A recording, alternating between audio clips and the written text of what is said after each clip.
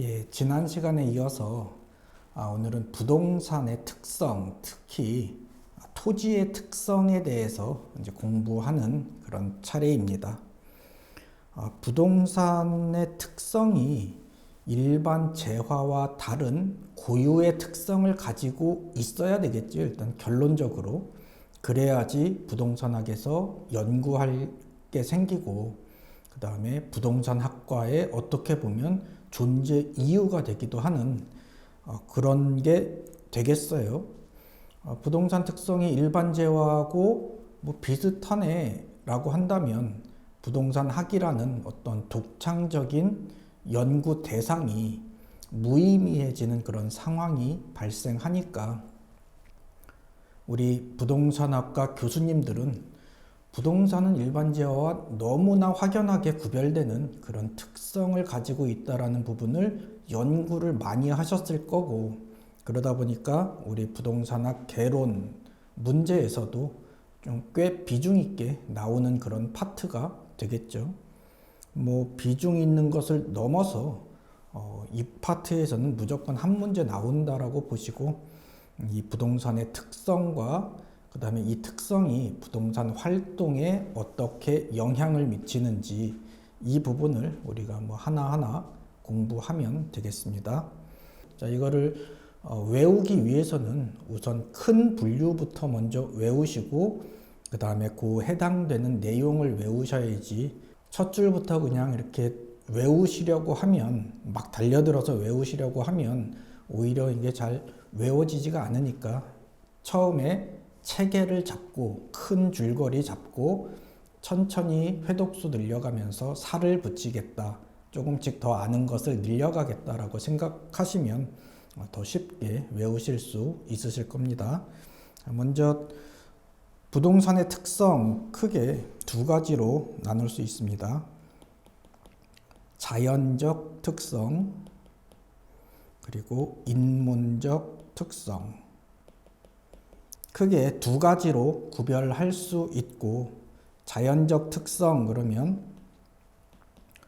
고부, 영, 개, 인문적 특성에 용, 병, 사, 이렇게 먼저 크게 자연적 특성, 인문적 특성, 그 다음에 자연적 특성에 고부영계, 인문적 특성에 용병사 있다라는 거 먼저 확인하고 이제 여기다가 살만 붙이면 되겠죠. 하나씩 한번 내용 보시겠습니다. 이제 개념. 토지는 일반 재화와는 본질적으로 다른 고유의 특성을 가지고 있다. 본질적으로 다른 특성을 가지고 있어야 되겠죠. 그래야 부동산 학이 고유의 학문으로서 연구 대상이 될 수 있기 때문에 본질적으로 다른 고유한 특성을 가지고 있어야만 하는 그런 숙명을 가진 게 부동산이겠어요. 우리 입장에서는요. 이러한 특성으로 인해 부동산 현상뿐만 아니라 부동산 활동 과정의 전문화가 필요하다.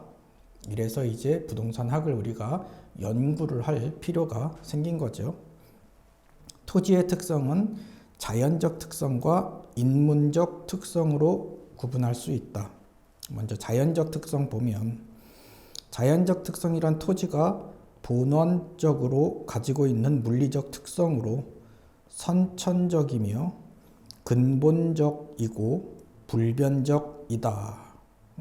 이게 토지의 자연적 특성. 그럼 인문적 특성은 이거하고 반대되는 개념이 있겠죠. 선천적 대신 후천적일 거고, 근본적 대신 인위적이고, 불변적이다 대신 가변적이다, 이렇게 생각하면 되겠죠. 자연적 특성과 인문적 특성을 이렇게 구별하기 위한 그런 개념입니다. 이 키워드 우리가 알고 있으면 되겠고요. 자연적 특성에는 부동성, 위치의 고정성, 부증성, 영속성, 개별성, 이렇게 해서 우리 고부영계라고 외우면 되겠어요. 이렇게 구분할 수 있고, 그 외에 인접성, 적재성 등의 주장도 있다고 합니다. 먼저 부동성, 위치의 고정성 먼저 보면 토지는 한 곳에 고정되어 있어 이동할 수 없다는 특성, 위치가 고정되어 있으므로 부동산 시장을 국지화시켜서 지역별로 거래시장이 별도로 형성되게 하고 움직일 수 없으니까 어쩔 수 없이 주변에 있는 친구들하고 같이 국지적인 그런 시장을 만들 수밖에 없겠죠. 부동산 활동도 지역적으로 특화되어 지역의 특성이 생기는 원인이 된다. 어떤 특성을 이제 가지게 된다. 자기 친구들끼리 어떤 특성을 가지게 된다. 따라서 감정평가 시 지역 분석을 해야 하는 근거가 된다. 어렵지 않은 내용이죠.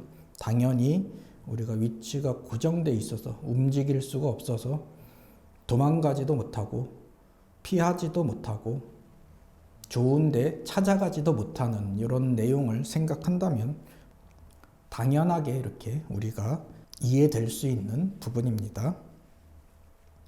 부동산은 이동할 수 없으므로 인접한 이웃 토지들 상호 간에 영향을 주고받게 되는 외부 효과가 발생하는 원인이 되며, 그렇죠. 외부의 효과를 받을 수밖에 없고, 또 부동산이 있는 현장에 나가서 물건을 직접 확인해야 하는 임장 활동의 필요성이 생긴다. 외부 효과도 발생하고 또 부동산 보러 오라고 할 수 없으니까 내가 현장으로 가서 봐야 되겠죠, 직접. 이런 임장 활동의 필요성도 부동성, 위치의 고정성이라는 부동산의 특성 때문에 생긴다. 또한 정부의 통제, 규제, 관리, 조세 등 정책 집행을 가능하게 한다. 도망갈 수 있으면 좀 규제하고 그러면 다른 데로 도망가겠지만 움직일 수 없으니까 꼼짝 말아 되겠죠. 다음 부증성 특성 한번 보겠습니다. 부증성이란 토지는 생산비를 투입하여도 물리적인 양을 늘릴 수 없다는 특성을 말한다. 물리적 공급은 제한되어 있어 공급 곡선은 수직이 되지만 원칙적으로 매립이나 용도 변경 등 경제적, 용도적 공급은 가능하다. 그래서 원칙적으로는 물리적 측면만 보면 완전 비탄력적인 수직인 공급 곡선을 갖게 되겠지만 경제적, 용도적 공급이 가능하므로 비탄력적인 공급 곡선, 조금 가파르긴 해도 그래도 수직은 아닌 그런 공급 곡선을 가지게 된다. 자연물인 토지는 유한하므로 토지의 독점 소유욕을 발생시키며 더 이상 늘릴 수 없으니까 있는 거 내가 좀 뺏어서 가지고 싶은 그런 독점 소유욕을 발생시키며 토지의 공급 조절이 곤란하여 토지 부족 문제, 가격 급등 등의 현상이 발생할 수 있다. 당연히 그러겠죠. 더 이상 생산할 수 없으니까.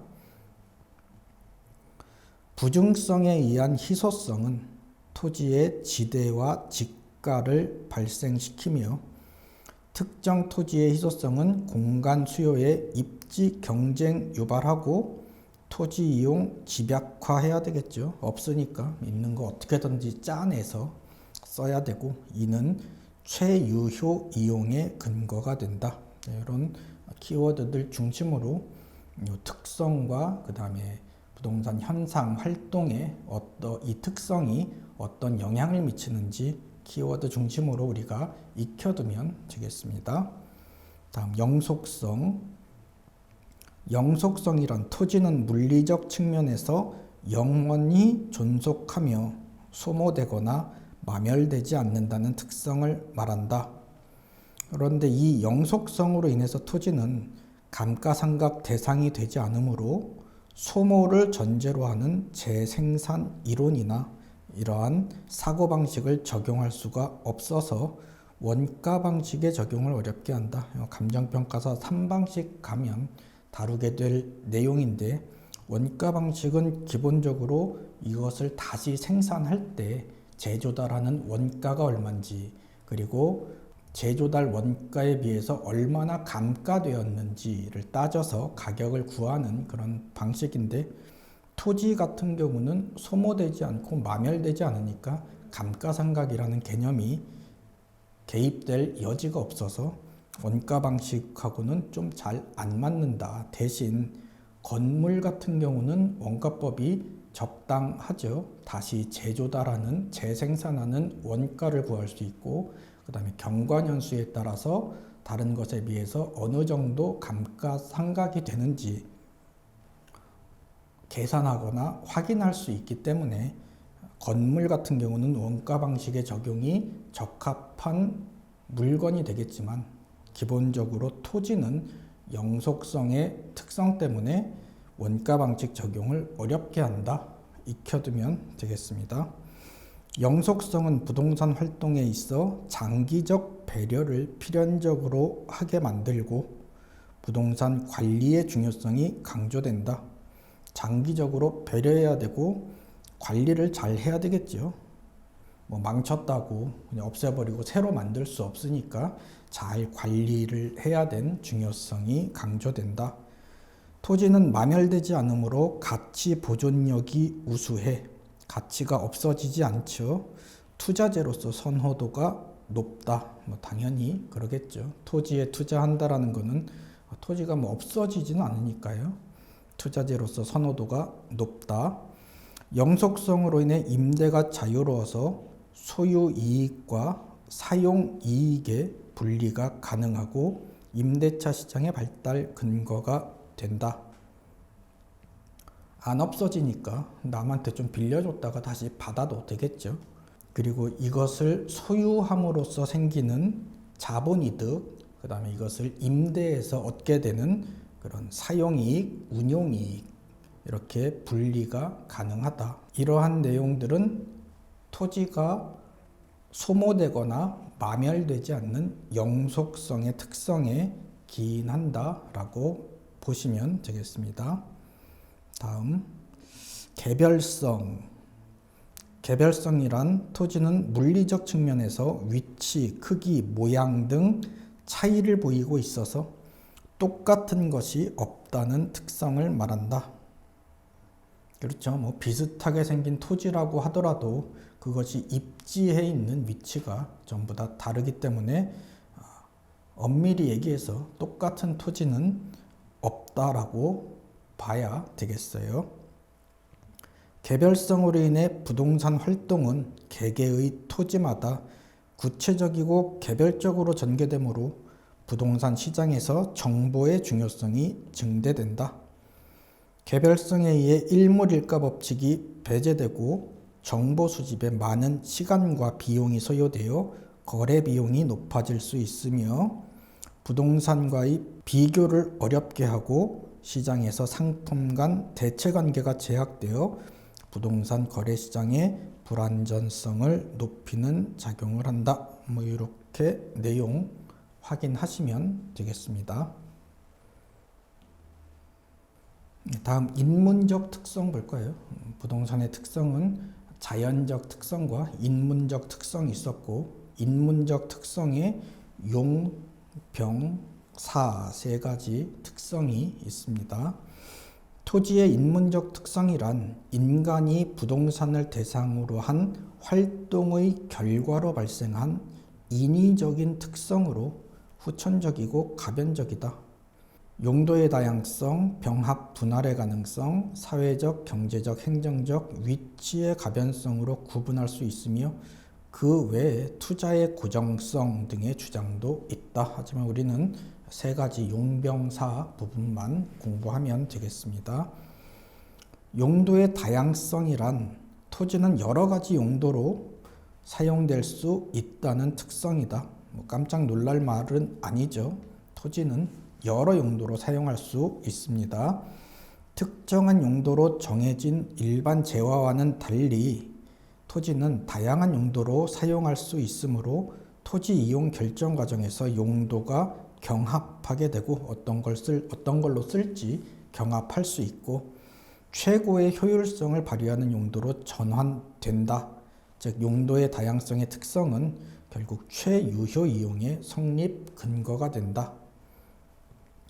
병합, 분할의 가능성.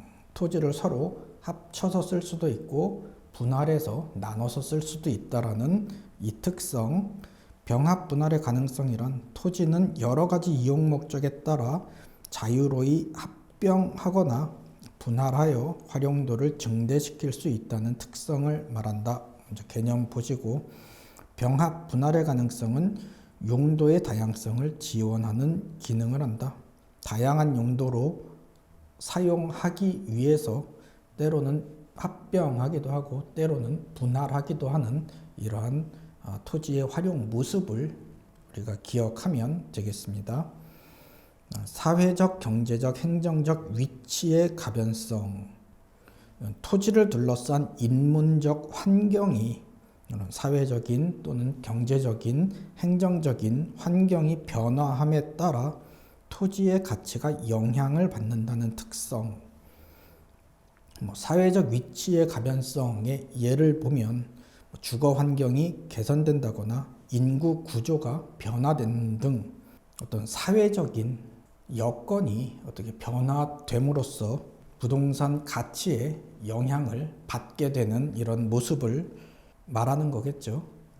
경제적 위치의 가변성, 그러면 경제 성장, 소득, 교통 체계의 정비 등 이러한 상황이 변함으로 인해서 또 토지의 가치가 영향을 받게 되고, 행정적 위치의 가변성, 정부의 정책이나 규제, 조세에 의해서 토지의 가치가 영향을 받게 되는 이런 가능성에 대해서 이것을 토지의 인문적 특성 중 하나인 사회적, 경제적, 행정적 위치의 가변성이라고 합니다. 이렇게 우리가 자연적 특성, 인문적 특성 먼저 구분하고, 그리고 자연적 특성의 고부연계, 인문적 특성의 용병사로 나눠서 거기에다 우리가 살을 붙이기만 하면 되는 거고요.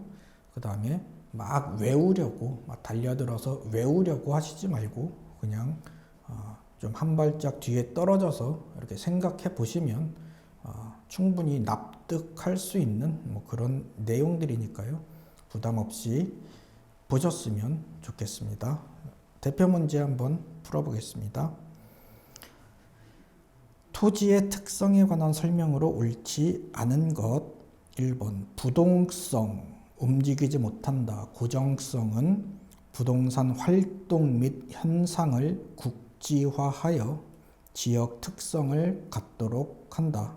딴 데로 가지를 못하니까 옆에 있는 친구들끼리 국지적인 시장을 만들고, 또 그러함으로 인해서 국지적인 지역적 특성을 가지게 된다라는 내용. 부동성, 고정성에 기인한 그런 내용입니다.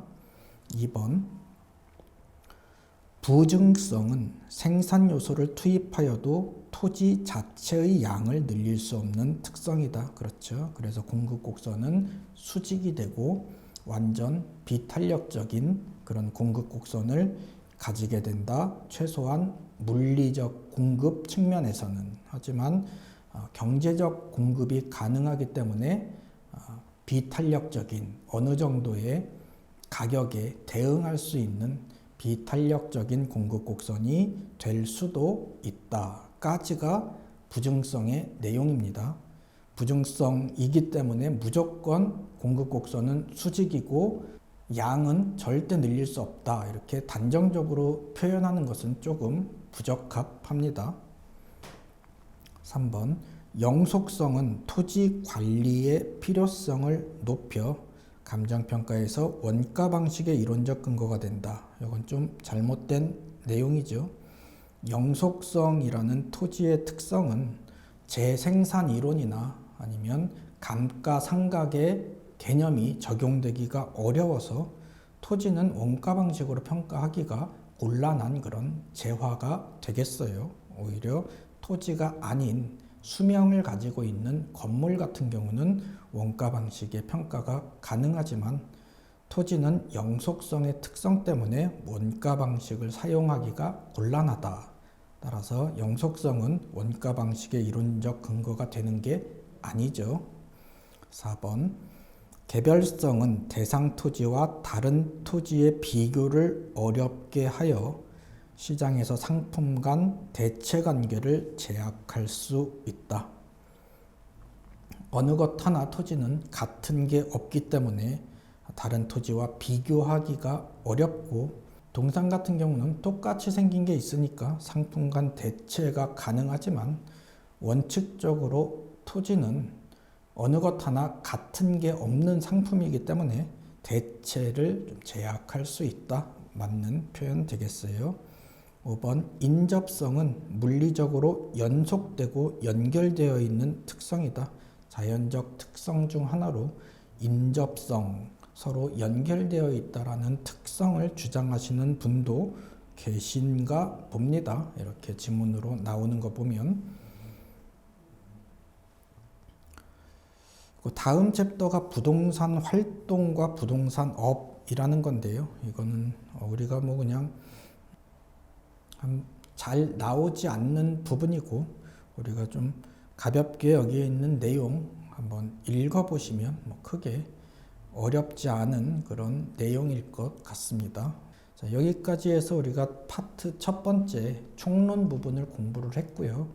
사실 총론 부분은 뭐 제가 딱히 뭐 강의를 할 만한 그런 어려운 내용이 없었어요. 그쵸? 뭐 내용 읽어보면 우리가 뭐 충분히 다 알 수 있는, 이해할 수 있는, 또 곰곰이 생각해보면 뭐 그럴듯하네 라고 하는 내용들로만 되어 있었으니까 뭐 딱히 제가 뭐 거기다 덧붙여서 뭐 설명할 만한 게 없었는데, 파트 두 번째 경제론 가면은 조금 어려울 수가 있어요. 왜 어렵냐 하면, 일단 경제학이 어려운 과목인 건 맞는데, 일단 우리 시험에 나오는 그 경제 내용은 또 그렇게 뭐 어려운 내용은 아니거든요. 쉬운 파트의 내용만 나오긴 하는데, 전체적인 경제학을 우리가 공부하는 게 아니라 부분 공부를 하다 보니까 이게 조금 이어지는 게 매끄럽지 않은 그런